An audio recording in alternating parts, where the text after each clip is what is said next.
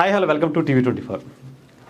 జగన్మోహన్ రెడ్డి గారి టైము అస్సలు బాల 151తో ఏ రకంగా రెచ్చిపోయారో, ఏ రకంగా విధ్వంసాన్ని సృష్టించారో ఆంధ్రప్రదేశ్లో మనం చూసాం. సరే, నోటికి పని చెప్పారు.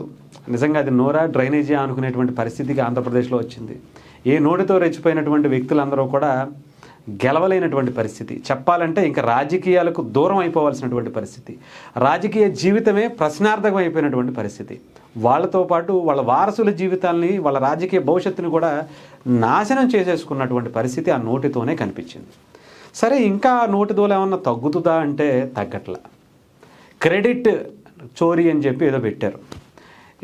ఆయన రాహుల్ గాంధీ గారు ఓటు చోరీ అని చెప్పి పెడితే ఇలా క్రెడిట్ చోరీ అని చెప్పి పెట్టుకున్నారు. అది ఫ్లాపు, ఇది అట్టర్ ఫ్లాప్ అని చెప్పాలి. ఎంత అట్టర్ ఫ్లాప్ అంటే, అంతకుముందు డేటా సెంటర్ గురించి మాట్లాడారు. దాని గురించి ఎన్ని రకాలుగా సోషల్ మీడియాలో ఇచ్చినటువంటి రిప్లైలకి వాసిపోయింది పాపం వైఎస్ఆర్సీపీ పేటీఎం బ్యాచ్కి, జగన్మోహన్ రెడ్డి గారికి. సరే, పక్కన పెడదాం.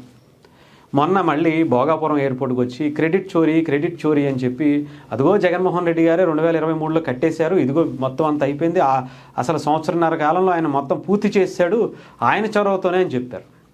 అమ్మో, నిజమే కదా అనుకునే లోపు సోషల్ మీడియా ఎన్ని అద్భుతాలు సృష్టిస్తుందంటే, జగన్మోహన్ రెడ్డి గారు మాట్లాడినటువంటి కళాఖండాలన్నీ తీసుకొచ్చి పేటీఎం బ్యాచ్ దవడలు పగలగొట్టేసింది.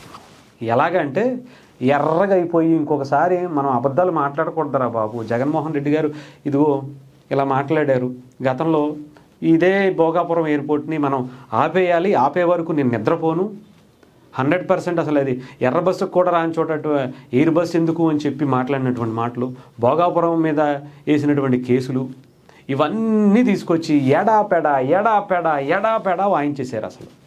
సరే, అయిపోయింది. దాని గురించి దవడలు బాగా వాసిపోయాయి, మనం కొంచెం వేరే దాని మీద ఫోకస్ చేద్దామని పేటీఎం బ్యాచ్కి ఇంకొక పని అప్పచెప్పారు.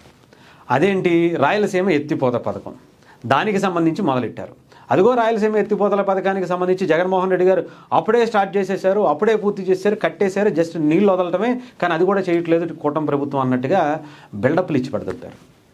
ఆ తర్వాత మొత్తానికి సోషల్ మీడియా ఉందిగా, మళ్ళీ తీసుకొచ్చి దవడలు పగిలిపోయేలాగా అబ్బా ఏమన్నా కొడుతున్నారంటే చూపిస్తా ఒక వీడియో. పాపం ఆఖరికి రోజా గారి పరువు కూడా గంగలో కలిసిపోయిందండి. పాపం ఆవిడ పోలవరం ఎత్తిపోతల పథకానికి సంబంధించి ఎంతలా మాట్లాడారంటే, సిగ్గు లేకుండా హైదరాబాద్ లో మీ ఆస్తుల్ని కాపాడుకోవడం కోసం ఈ రోజు మీరు రాయలసీమకి వెన్నుపోటు పడిచిన విషయం ఈ రోజు మీ పార్ట్నర్ స్వయంగా ప్రకటించారు. ఈ ప్రాజెక్టు 2020లోనే జగన్మోహన్ రెడ్డి గారు ఉన్నప్పుడు బీఆర్ఎస్ ప్రభుత్వం ఎన్జీటీకి స్టే తెచ్చింది. అయిపోయా. పాపం ఆ సాక్షి వాళ్ళు అయితే ఇంకా దారుణం. పాపం ఆయన పెట్టండ్రా డీజీలు, కొట్టండ్రా డప్పులు, ఇంకేముందరా అని చెప్పి మామూలుగా అలాంటి హైపిచ్చాయని కూడా పాపం ఏమైందో ఒకసారి చూపిస్తాను నేను. 2020 మే 5 నాటి వైఎస్ఆర్సీపీ ప్రభుత్వం చేపట్టిన ప్రాజెక్టు ఈ 19 నెలల్లో ముందుకు ఎందుకు సాగలేదు? తడారిన గొంతులను తడిపేందుకు ఏపీకి హక్కుగా దక్కిన నీటిని వాడుకునేందుకు శ్రీశైలంలో 800 అడుగుల నీటి మట్టం నుంచి రోజుకు 3 టీఎంసీల చొప్పున నీటిని ఎత్తిపోసే ఈ ప్రాజెక్టుకు గ్రహంలా మారింది. ఈ ప్రాజెక్టు 2020లోనే జగన్మోహన్ రెడ్డి గారు ఉన్నప్పుడు బీఆర్ఎస్ ప్రభుత్వం ఎన్జీటీకి స్టే తెచ్చింది. అయిపోయి ఇది కొట్టించుకోవడం అంటే మామూలుగా కొట్టించుకోవట్లే. అయినా వీళ్ళకి సిగ్గు రాదనుకోండి.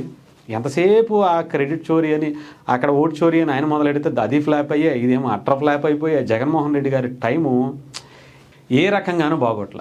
నిజంగా పాపం ఏది చేద్దాం అనుకున్నా సరే శనిలా ఆ పేటీఎం బ్యాచ్ వెనకాలే కూర్చుంది. వాళ్ళకి దేని మీద మనం ఫోకస్ చేయాలో, దేని మీద హైలైట్ చేయాలో వాళ్ళకి తెలిసి సావదు. చెప్పేటువంటి నాదుడు జగన్మోహన్ రెడ్డి గారికే లేడు. ఆయన వినడానుకోండి చెప్పినా కూడా. ఇక పేటీఎం బ్యాచ్కి చెప్పేవాళ్ళు ఉంటారా? అసలు నిజంగా పేటీఎం బ్యాచ్ జగన్మోహన్ రెడ్డి గారికి ప్లస్సా మైనస్ అంటే మైనస్ కాదు. అదా పాతాళానికి పవన్ కళ్యాణ్ గారు తొక్కేస్తానంటే ఆయన తొక్కడం కాదు, ఆయన ఆల్రెడీ తొక్కారు, 11 తీసుకొచ్చారు అనుకోండి. ఈసారి అదా పాతాళానికి కాదు, పాతాళ లోకానికి పంపించేసేటువంటి ఏర్పాట్లు చాలా ఘనంగా, గ్రాండ్గా, పక్క ప్లాన్ ప్రకారం Paytm batch and Jaganmohan Reddy గారి సలహాదారులు చేస్తున్నట్టుగా కనిపిస్తుంది. కాస్త డెవలప్ అవ్వండిరా, దేని మీద ఫోకస్ చేయాలో, దేని గురించి మాట్లాడాలో కొంచెం వాళ్ళకి ట్రైనింగ్ ఇవ్వండిరా బాబు.